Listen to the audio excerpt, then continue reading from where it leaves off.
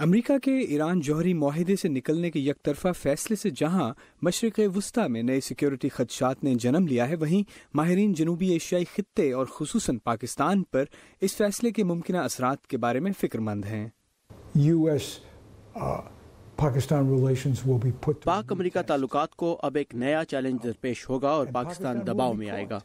Washington کے middle asset institute سے وابستہ مارون وائن بام ایران نیوکلیر معاہدے سے امریکہ کی علیحدگی کو پاکستان کے لیے اضافی دباؤ کا باعث سمجھتے ہیں۔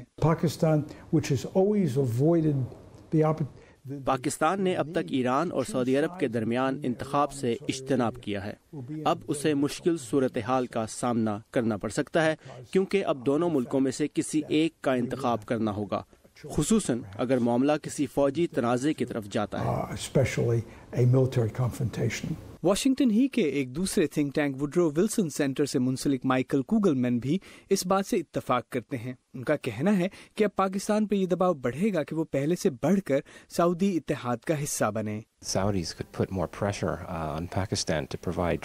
سعودیہ خطے میں جاری تنازعات میں مدد کے لیے پاکستان سے اضافی دستوں کا مطالبہ کر سکتا ہے۔ پاکستان کے لیے یہ ہمیشہ مشکل فیصلہ رہا ہے۔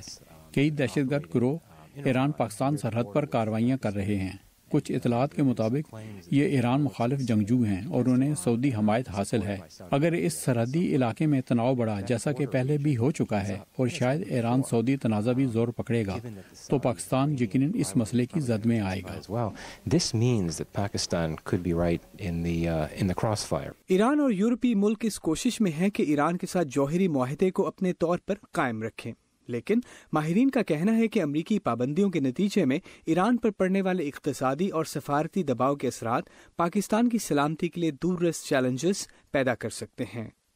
امان اظہر، اردو VOA، واشنگٹن۔